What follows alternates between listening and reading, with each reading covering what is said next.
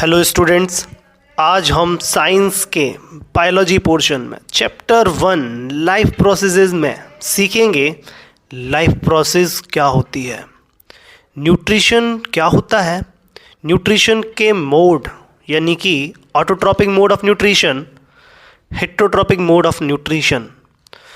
अब amoeba nutrition कैसे लेता है, ह्यूमंस के अंदर न्यूट्रिशन की क्या प्रोसेस है, रेस्पिरेशन क्या होता है, ह्यूमन रेस्पिरेटरी सिस्टम क्या है, ट्रांसपोर्टेशन इन ह्यूमन बींग्स कैसे होता है, ट्रांसपोर्टेशन प्लांट्स के अंदर कैसे होता है, एक्सक्रीशन क्या है ह्यूमंस के अंदर और प्लांट्स के अंदर एक्सक्रीशन की क्या प्रोसेसेस है।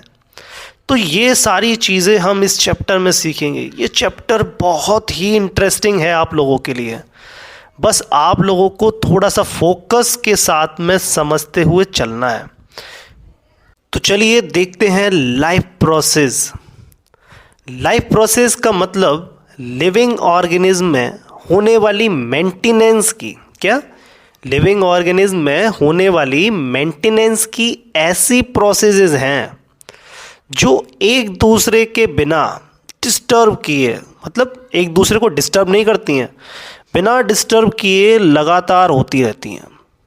उसी को लाइफ प्रोसेसेस कहते हैं। चलिए अब इस बात को एक एग्जाम्पल की हेल्प से समझ लेते हैं ताकि हमें ये बहुत अच्छे से क्लियर हो जाए कि लाइफ प्रोसेस क्या होती है। मान लेते हैं हम फूड को कंज्यूम कर रहे हैं, तब इस दौरान हमारी बॉडी में सांस लेने की प्रोसेस चल रही होती है, हम सांस ले रहे होते हैं और क्या कर रहे होते हैं, हमारा हार्ट लगातार पंप कर रहा होता है। फूड को डाइजेस्ट करने की भी प्रोसेस हमारी बॉडी के अंदर चल रही होती है। और हो सकता है मेरी इस वीडियो को देखने के दौरान आप सुनने के साथ साथ कुछ लिख भी रहे हो सकते हैं। इसके अलावा हमारी बॉडी के अंदर ब्लड को फिल्ट्रेशन करने की प्रोसेस भी चल रही होती है। यह कुछ प्रोसेस मैंने आपको बताई। इस प्रोसेसेस के अलावा भी हमारी बॉडी के अंदर और भी कई प्रोसेसेस हैं जो लगातार बिना रुके, बिना डिस्टर्ब किए, एक दूसरे को सपोर्ट करते हुए लगातार चलती रहती हैं। इसी को लाइफ प्रोसेस कहते हैं। तो चलिए अब देखते हैं न्यूट्रिशन। न्यूट्रिशन क्या होता है? A process of taking food to get energy for growth and other life processes। मतलब एक ऐसी प्रोसेस जिसके अंदर हम फूड को कंज्यूम करते हैं। अब देखिए भाई, हम फूड को कंज्यूम क्यों करते हैं? फूड को हम कंज्यूम इसलिए करते हैं ताकि हमें उससे एनर्जी मिल सके। अब जैसे ही हमने फूड को कंज्यूम किया तो हमारी बॉडी के अंदर डिफरेंट एक्शंस परफॉर्म होना ऑटोमेटिकली स्टार्ट हो जाते हैं, जैसे कि ग्रोथ होती है और भी कई टाइप की लाइफ प्रोसेसेस जिनमें कि हमारी बॉडी के अंदर रेस्पिरेशन होता है, ठीक, हम मूवमेंट कर पाते हैं, हम अपनी आइज़ को ब्लिंक कर पाते हैं, देख पाते हैं, सुन पाते हैं। इन सारी प्रोसेसेस में हेल्प करने के लिए हम फूड को कंज्यूम करते हैं। तो अब आप समझे न्यूट्रिशन क्या होता है। तो चलिए अब बात कर लेते हैं मोड ऑफ न्यूट्रिशन के बारे में, मतलब कि ऑर्गेनिज्म किन किन तरीक़ों से फूड को कंज्यूम करता है। अब देखिए मोड ऑफ न्यूट्रिशन में पहला मोड है autotrophic mode of nutrition, second है हेटेरोट्रॉपिक मोड ऑफ न्यूट्रिशन। अब देखते हैं ऑटोट्रॉपिक मोड ऑफ न्यूट्रिशन क्या है। In this mode of nutrition organism make their food themselves from simple substances.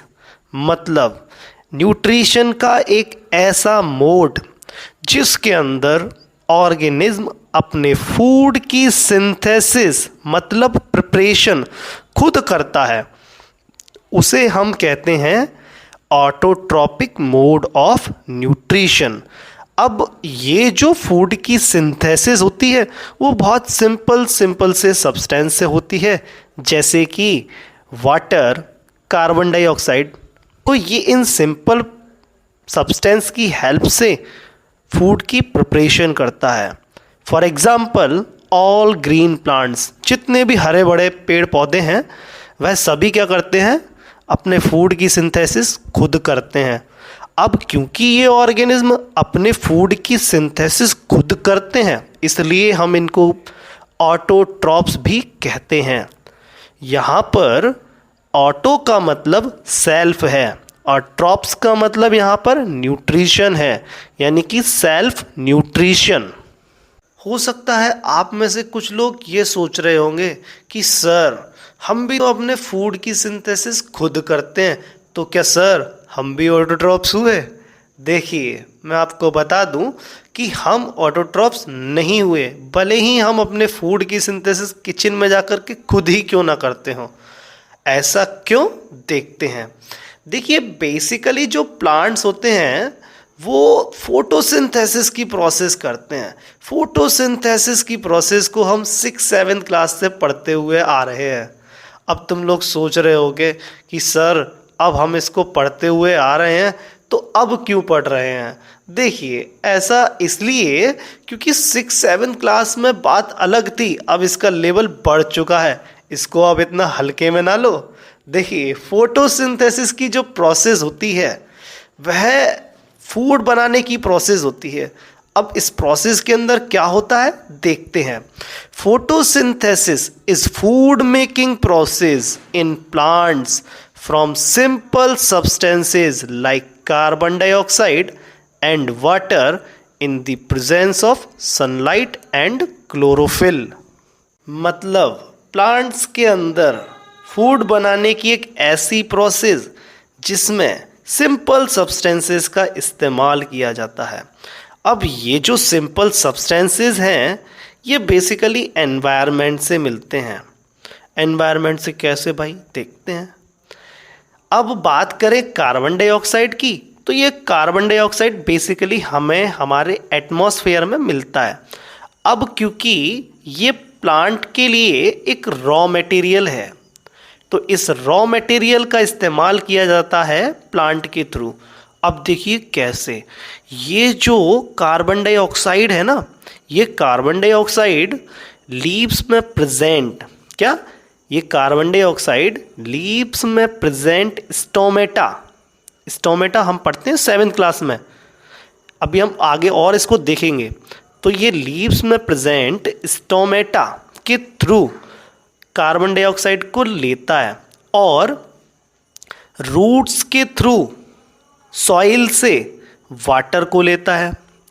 अब ये जो वाटर है और ये जो कार्बन डाइऑक्साइड है ये दोनों रॉ मटेरियल हैं। रॉ मटेरियल मतलब कच्चा माल, मतलब फूड बनाने के लिए जो हमें चाहिए होता है बेसिक कंपोनेंट, उसको हम यहाँ पर क्या कह रहे हैं, रॉ मटेरियल। रॉ मटेरियल यहाँ पर क्या है, कार्बन डाइऑक्साइड जिसको कि वह एटमॉस्फेयर से मिला और वाटर जो कि रूट्स के थ्रू सॉइल से मिला।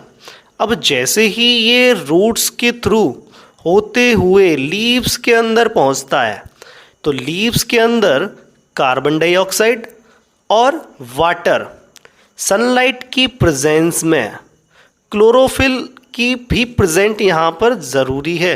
मतलब सनलाइट और क्लोरोफिल की प्रेजेंस में ग्लूकोज की फॉर्मेशन होती है, साथ ही यहाँ पर वाटर मॉलिक्यूल्स और कुछ ऑक्सीजन के मॉलिक्यूल्स रिलीज़ किए जाते हैं।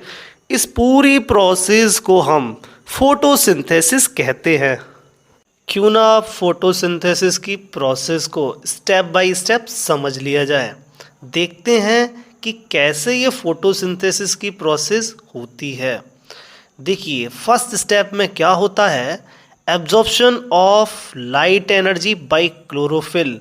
यानी कि जो क्लोरोफिल है, ये क्लोरोफिल बेसिकली लीव्स में जो स्टोमेटा होता है ना, स्टोमेटा, इस स्टोमेटा में प्रेजेंट क्लोरोफिल पिगमेंट जो कि ग्रीन कलर का होता है, जिसको हम किचन ऑफ द सेल भी कहते हैं, हमने 9th क्लास में पढ़ा था। अब देखिए ये जो क्लोरोफिल है, इस लाइट एनर्जी यहाँ पर कौन सी है, सनलाइट। इस सनलाइट जो लाइट एनर्जी है इसको एब्जॉर्ब करता है। सेकंड स्टेप में क्या होता है देखते हैं, conversion of light energy into chemical energy and splitting of water molecules into H2 and O2। मतलब यहाँ पर अब ये जो क्लोरोफिल है, इस क्लोरोफिल के थ्रू जो लाइट एनर्जी ली गई है, इस लाइट एनर्जी को केमिकल एनर्जी में कन्वर्ट किया जाता है।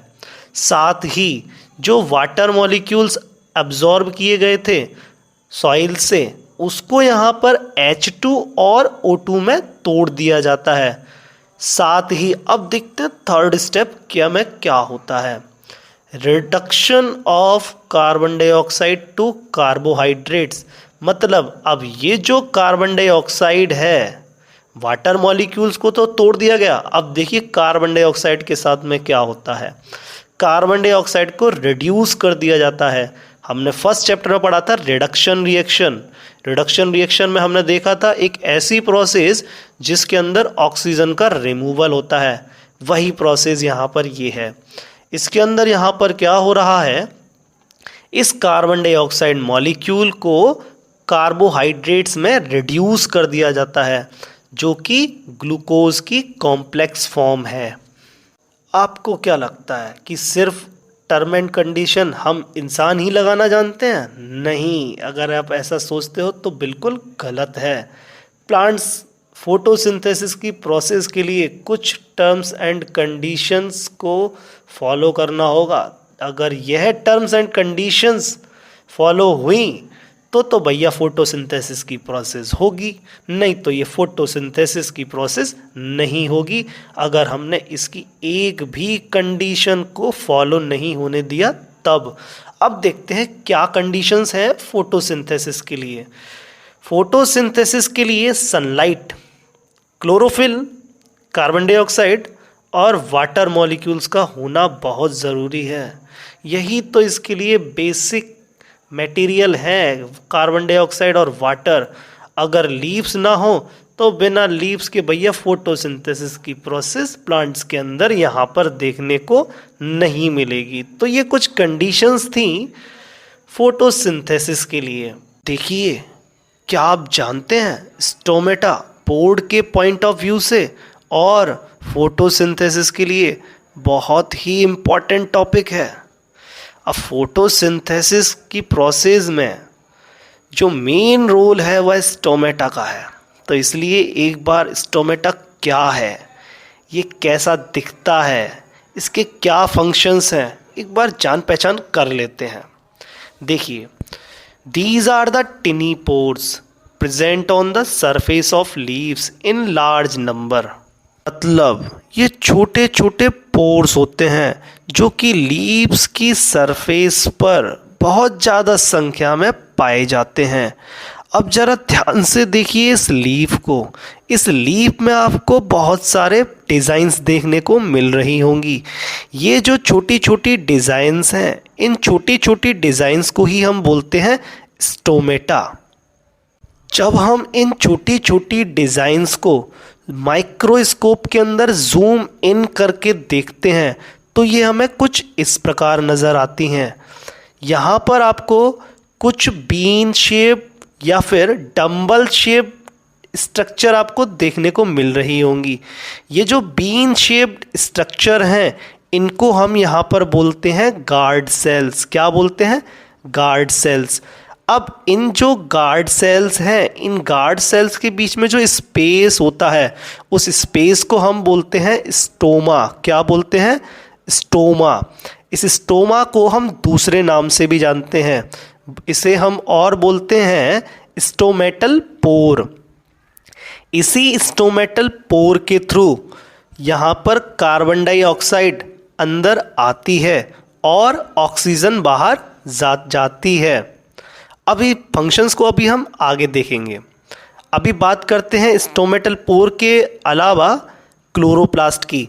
अब ये जो क्लोरोप्लास्ट है, जो ग्रीन कलर के पिगमेंट्स होते हैं, ये बेसिकली इन गार्ड सेल्स के अंदर प्रेजेंट रहते हैं। साथ में आपको यहाँ पर न्यूक्लियस भी देखने को मिलेगा। अब देखते हैं इनके फंक्शंस कि इन स्टोमेटा का फंक्शन क्या होता है।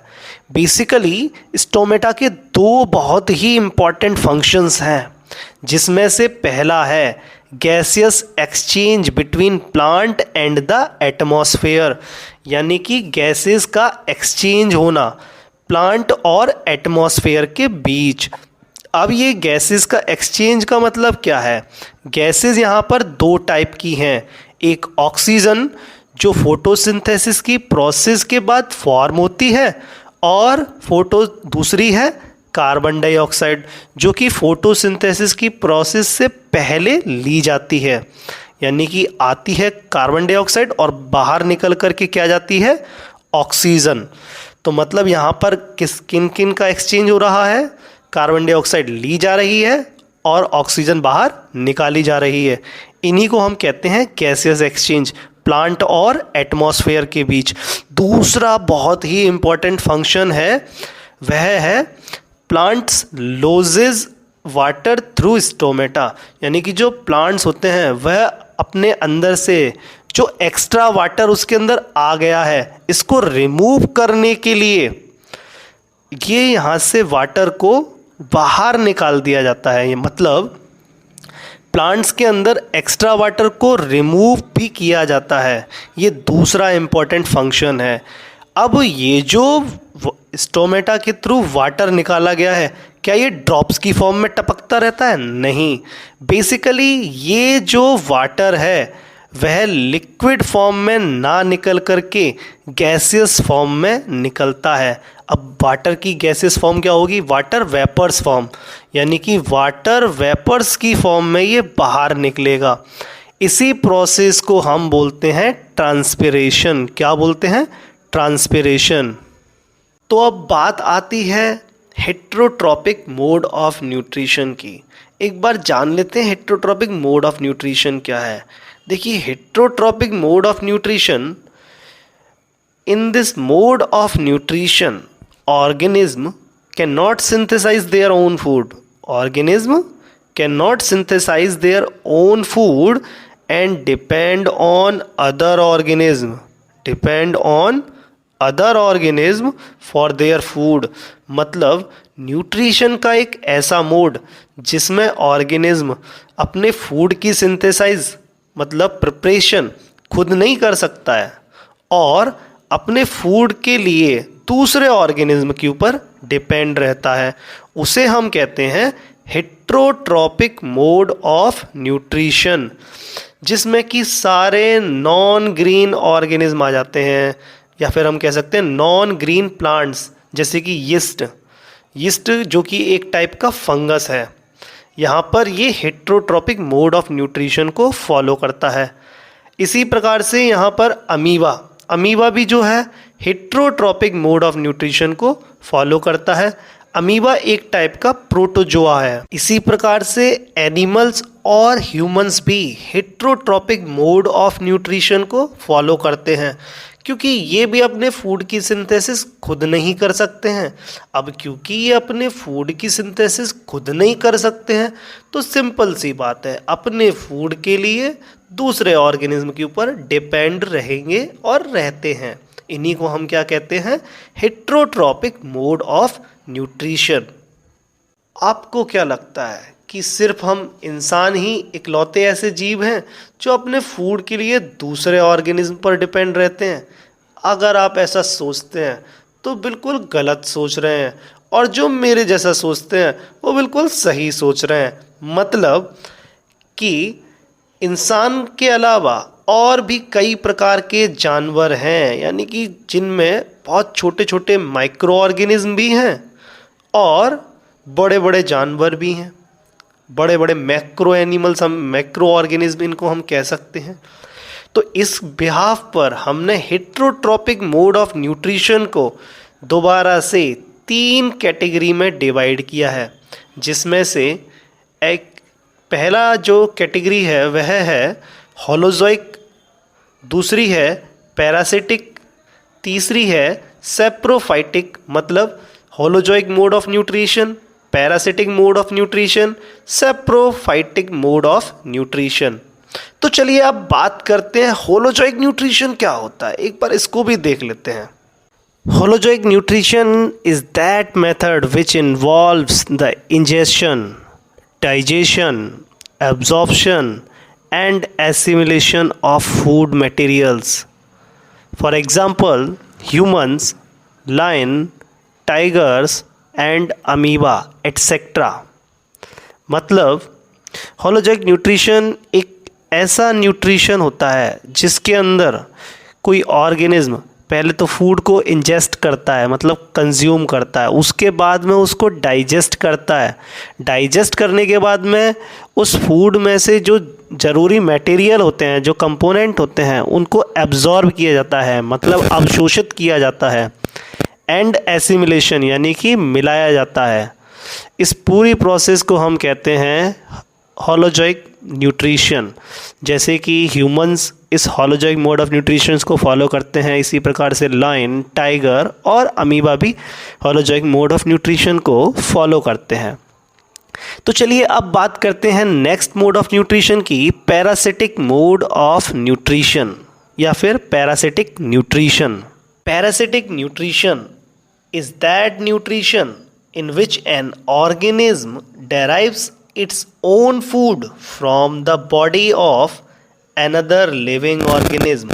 मतलब न्यूट्रिशन का एक ऐसा तरीका जिसमें कोई एक ऑर्गेनिज्म दूसरे ऑर्गेनिज्म पर रहकर या उसके अंदर रहकर, मतलब दोबारा सुनिए मेरी बात को, न्यूट्रिशन का एक ऐसा मोड जिसमें एक ऑर्गेनिज्म दूसरे ऑर्गेनिज्म के अंदर रहकर या फिर उसके ऊपर रहकर अपने भोजन को यानी कि फूड को लेता रहता है, उसे हम कहते हैं parasitic mode of nutrition. For examples जैसे कि बैक्टीरियाज, फंगस, कसकटा। कसकटा का मतलब होता है अमरबेल। एक सबसे बेहतर एग्जांपल देता हूँ। जब हम छोटे बच्चे होते हैं तो बचपन में हमारे पेट में कीड़े पड़ने की शिकायत हमको अक्सर कर इससे सामना करना पड़ता था। अब बेसिकली ये जो पेट में पड़ने वाले कीड़े हैं, ये जो कीड़े होते हैं, ये अपने न्यूट्रिशन को हमारे पेट से लेते हैं, हमारे पेट या फिर हम कहें इंटेस्टाइन से। इंटेस्टाइन से ये क्या लेते हैं? अपने फूड को लेते रहते हैं। अब ये देखिए, ये हमारे अंदर रह कर के न्यूट्रिशन को ले रहे हैं। मैंने अभी बोला था कि ऐसे ऑर्गेनिज्म जो या तो अंदर रह कर के या किसी ऑर्गेनिज्म के ऊपर रह कर के। अब देखिए, के ऊपर रह कर के का एग्जांपल बताता हूँ। जैसे कि हमारे सर में जुएँ पड़ जाते हैं। ये जुएँ क्या करते हैं? हमारे सर पर रहते हैं और सर पर रह कर के अपने न्यूट्रिशन को लेते रहते हैं। तो ये क्या हो गया? Parasitic nutrition. तो चलिए अब बात कर लेते हैं सैप्रोफाइटिक न्यूट्रिशन की। Saprophytic nutrition is that nutrition in which an organism obtain their food from dead and decaying matter like plants and animals etc. are known as saprophytic nutrition। मतलब nutrition का एक ऐसा मोड जिसके अंदर एक organism या फिर एक से ज़्यादा भी हो सकते हैं, मतलब ऑर्गेनिज्म अपने फूड को डेड यानी कि मरे हुए, डिकेइंग मैटर यानी कि सड़े गले पदार्थ, डिकेइंग मैटर से अपने फूड को ऑब्टेन करते हैं। मतलब दोबारा से सुनिए, ऐसे ऑर्गेनिज्म जो अपने फूड को सड़े गले पदार्थों से ऑब्टेन करते हैं, उसे हम कहते हैं saprophytic mode of nutritions. Like मतलब प्लांट्स और एनिमल्स की भी यहाँ पर डेड बॉडीज़ हो सकती हैं या फिर सड़ी हुई बॉडीज़ जो कि प्लांट्स और एनिमल्स की हैं। इसके अलावा अब बात करते हैं इसके एग्जाम्पल की। तो इसके एग्जाम्पल में बेसिकली हम कह सकते हैं बैक्टीरिया और फंगस कुछ ऐसे ऑर्गेनिज्म हैं जो अपने फूड को डेड डिकेइंग ऑर्गेनिज्म से टेकअप करते हैं। फंगस तो हमने कई बार देखा ही है, जो कि प्लांट्स के ऊपर भी ग्रो कर जाता है, सड़े गले पदार्थों के ऊपर कुछ इस प्रकार की डिज़ाइन हमको देखने को मिलती है। दूसरा सबसे ज़्यादा पूछे जाने वाला क्वेश्चन है अमीबा के ऊपर। अमीबा बहुत ही इम्पोर्टेंट टॉपिक है, जो कि कई बार बोर्ड एग्जाम्स में पूछा गया है। बात कर लेते हैं अमीबा क्या है। अमीबा एक यूनिसेल्युलर एनिमल है। अमीबा छोटे छोटे प्लांट्स जैसे कि एल्गी और छोटे छोटे एनिमल्स जैसे कि बैक्टीरियाज और प्रोटोजोन्स को एज ए फूड कंज्यूम करता है। अगर बात करें इसके मोड ऑफ न्यूट्रिशन की, तो ये होलोजोइक मोड ऑफ न्यूट्रिशन को फॉलो करता है। अगर हम बात कर रहे हैं किस प्रोसेस के थ्रू अपने फूड को टेकअप करता है, तो वह है फैगोसाइटोसिस, मतलब एक ऐसी प्रोसेस जिसके थ्रू अमीबा अपने फूड को टेकअप करता है। तो अब नेक्स्ट है steps of nutrition in amoeba. Amoeba के अंदर न्यूट्रिशन की स्टेप्स को अभी हम देखने वाले हैं। ये जो अमीबा के अंदर न्यूट्रिशन है वो 5 स्टेप्स में कंप्लीट होता है, जिनमें से फर्स्ट है इंजेशन, सेकंड है digestion, third absorption, fourth assimilation और फिफ्थ एक्सक्रीशन है। तो फर्स्ट स्टेप है इंजेशन।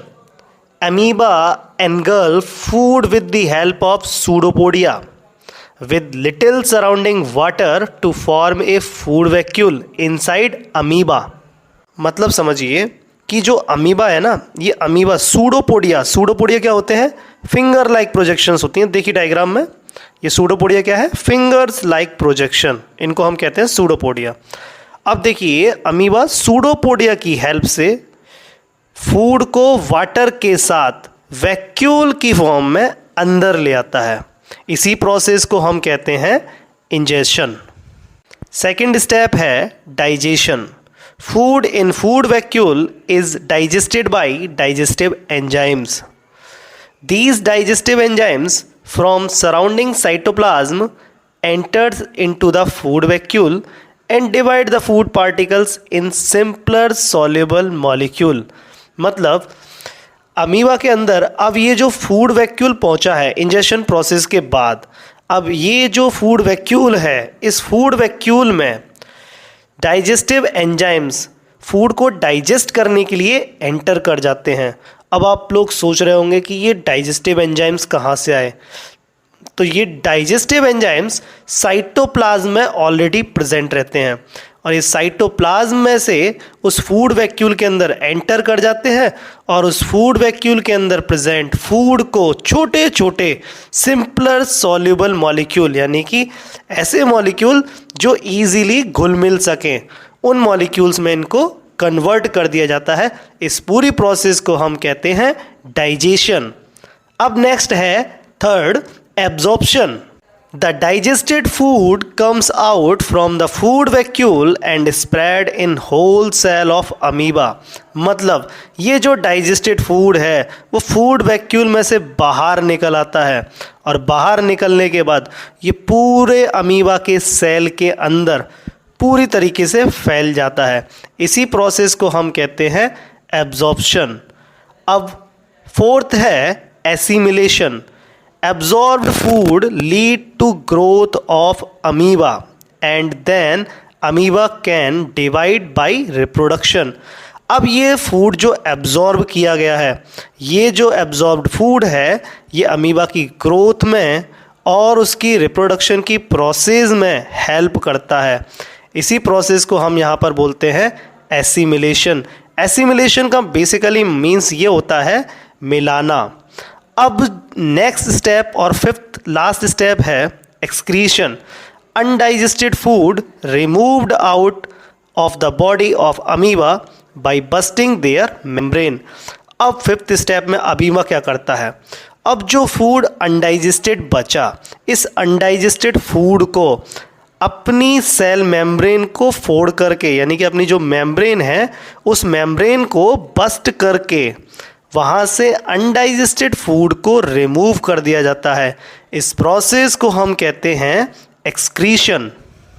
अब जरा इस अमीबा के डाइजेशन की स्टेप्स को इस डायग्राम के थ्रू समझिए। ये डायग्राम्स भी कई बार बोर्ड एग्जाम्स में पूछा गया है, इसलिए डायग्राम को स्टेप बाय स्टेप ध्यान से देखें। अब आप लोगों को एक बात तो क्लियर हो चुकी होगी कि अमीबा के पास फूड को कंज्यूम करने के लिए ना तो माउथ जैसी स्ट्रक्चर है और ना ही वेस्ट मटेरियल को रिमूव करने के लिए एनस जैसा कोई पार्ट है। इसलिए अमीबा जो है अपनी मेम्ब्रेन को बस्ट करके कहीं से भी फूड को रिमूव कर देता है। पर सिमिलरली एक और दूसरा एग्जाम्पल है जिसका नाम है पैरामीशियम। देखिए, पैरामीशियम एक ऐसा ऑर्गेनिज्म है जिसकी स्ट्रक्चर आपको कुछ इस प्रकार से नज़र आएगी। अब देखिए इस स्ट्रक्चर को ध्यान से, तो यहाँ पर आपको एक माउथ जैसा पोर्शन दिख रहा होगा। इस माउथ जैसे पोर्शन के थ्रू ही यहाँ पर फूड एंटर करता है। अब देखिए, जैसे अमीबा के पास फूड को कैप्चर करने के लिए सूडोपोडियाज थे, सिमिलर वे में पैरामीशियम के पास फूड को कैप्चर करने के लिए सीलिया जैसे स्ट्रक्चर्स होते हैं। ये सीलिया फाइबर्स लाइक स्ट्रक्चर्स होती हैं जो कि फूड को कैप्चर करने में हेल्प करती हैं। वीडियो को ज़्यादा से ज़्यादा शेयर करें, लाइक करें और हमारे इस चैनल को सब्सक्राइब करना ना भूलें, ताकि हम पार्ट 2 में इनसे जुड़े इंटरेस्टिंग टॉपिक्स को भी हम नेक्स्ट पार्ट में आपको प्रोवाइड कर सकें।